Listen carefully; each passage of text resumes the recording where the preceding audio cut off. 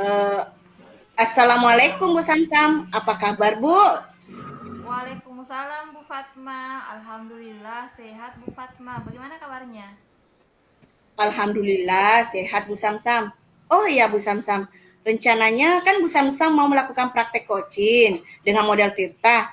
Kira-kira dari praktek coaching yang Ibu Samsam lakukan ini, apa hal-hal yang perlu dipisahkan? Hal yang akan saya lakukan pada saat saya melakukan coaching, tentunya saya melakukan coaching dengan menggunakan alur tirta, yaitu dengan menentukan tujuan, kemudian mengidentifikasi masalah, kemudian menyusun rencana aksi, dan terakhir itu tanggung jawab. Oh iya ya. Baik Bu Samsam. Nanti dalam praktek coachingnya Bu Samsam dengan coachingnya ini, saya akan mengamati dan menilai Bu Samsam menggunakan rubrik penilaian coaching. Iya Bu, bagus sekali supaya nanti saya bisa mengetahui apa kekurangan saya, sehingga saya bisa memperbaiki Bu setelah mengetahui kekurangan saya nantinya. Oh iya. Jadi kriteria penilaian ini Bu, cuma 3 kriteria ya Bu. Yang pertama, yaitu bagaimana nanti Bu Samsam cukup baik. Baru yang kedua yaitu baik. Dan yang ketiga itu sangat baik. Oh iya Bu.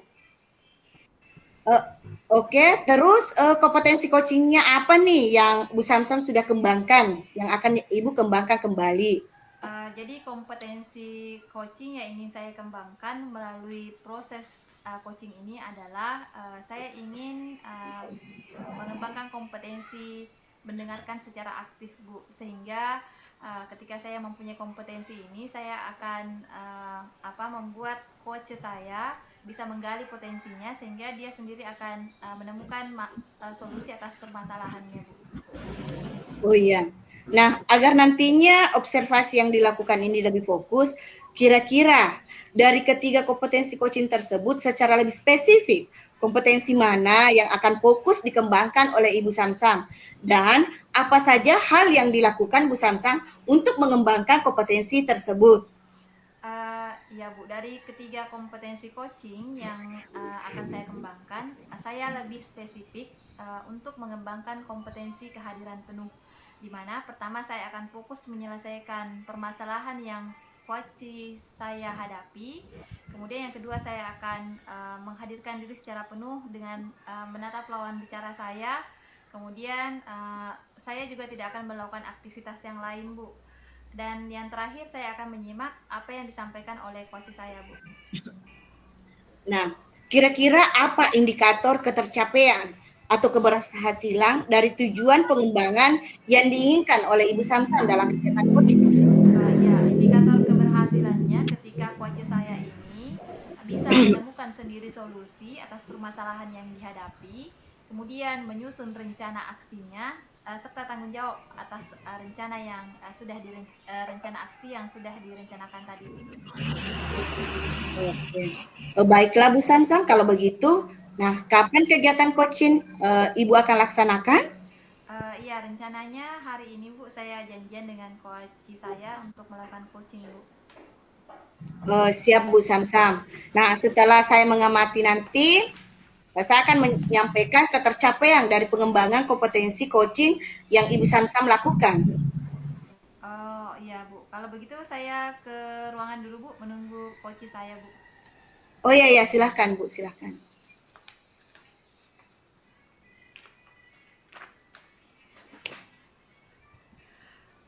Assalamualaikum Pak Fahrul, Waalaikumsalam Bu. apa kabarnya nih Pak? Alhamdulillah baik Bu. Kalau Ibu gimana kabarnya Bu? Ya Alhamdulillah saya juga sehat Pak. Hari ini boleh kita berbincang-bincang Pak. Mungkin Pak Fahrul ada waktu Pak? Eh, Alhamdulillah iya Bu. Siap Bu insya Allah. Oke Pak, kemarin Bapak menyampaikan lewat pesan di WA kalau hari ini Bapak ingin berbagi sesuatu kepada saya. Kalau boleh tahu, apa nih tujuan pembicaraan kita hari ini Pak? Eh, iya Bu benar Bu. Jadi seperti ini Bu ya. Jadi seperti yang kita ketahui untuk setiap sekolah bahwa kita setiap sekolah memiliki aturan yang menjadi kesepakatan kita bersama. Namun terkadang kala murid-murid di sekolah tidak menjalankan aturan tersebut dengan baik, Bu. Contoh salah satunya adalah keseragaman dalam berpakaian, Bu. Seharusnya setelah saya mengajar di lapangan, di mana murid-murid menggunakan masih ada yang menggunakan seragam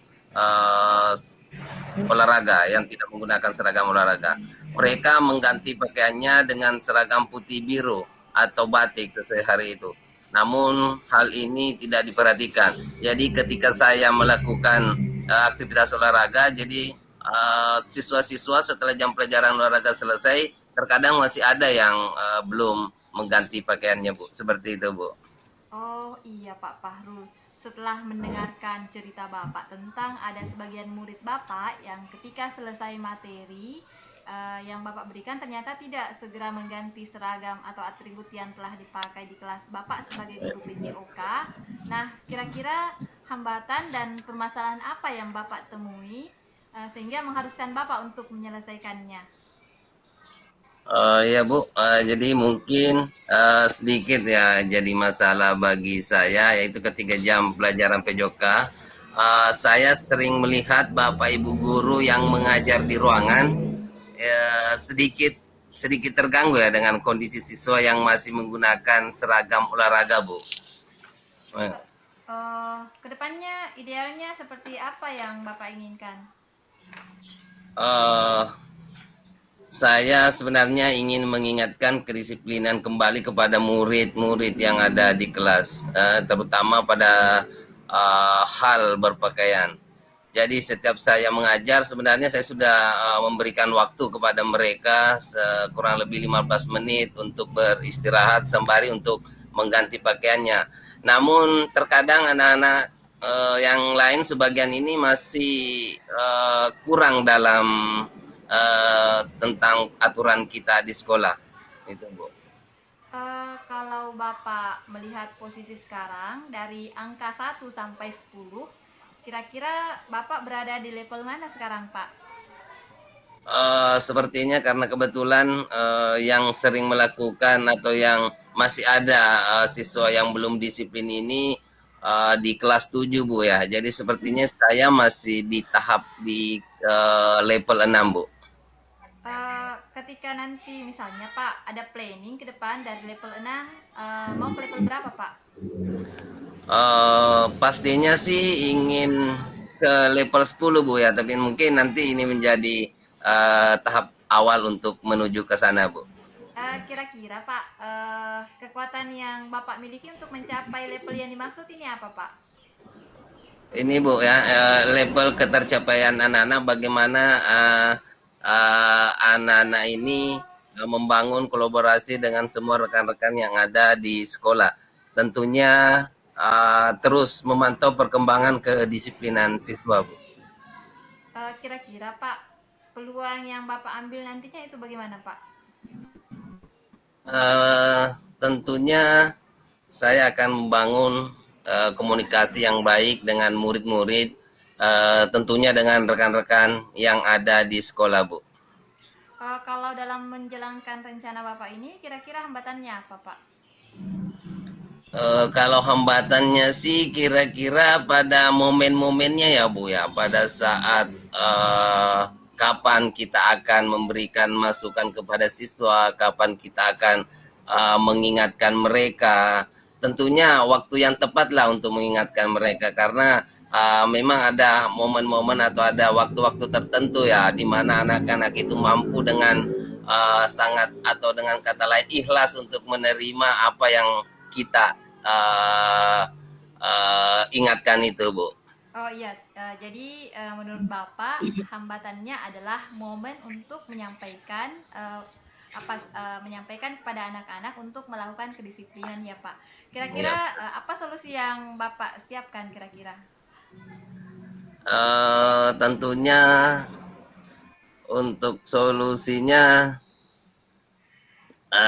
ini yang perlu ya antara kolaborasi dengan rekan-rekan sejawat. dan meluangkan waktu yang lebih mungkin, yang lebih lagi agar dapat menjalin komunikasi yang baik dengan murid-murid dan rekan-rekan yang ada di sekolah, Bu. Oh iya, jadi rencananya Bapak akan membangun kolaborasi dengan teman-teman sejawat Bapak. Kemudian rencana Bapak untuk mencapai tujuan ini seperti apa, Pak?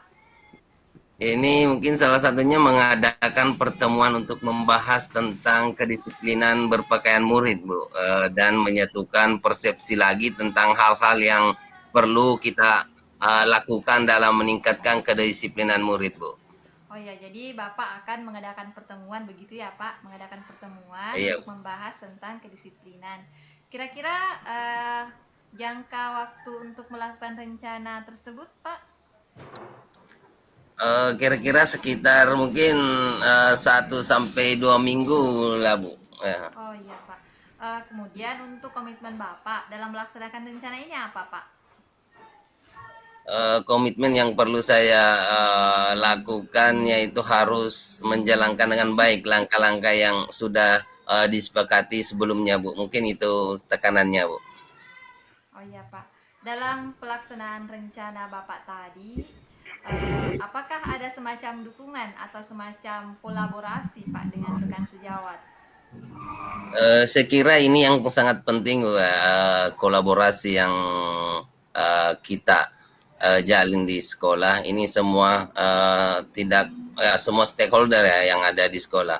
Jadi ini agar mendukung apa-apa yang menjadi langkah positif kita ke depannya. Dan ini merupakan hal yang salah satu langkah pembentukan karakter baik bagi murid, Bu. Oh iya, jadi semua stakeholder ini harus memberikan dukungan ya, Pak. Ya, Bu. Untuk tindak lanjut dari sesi coaching kita, kira-kira menurut Bapak apa?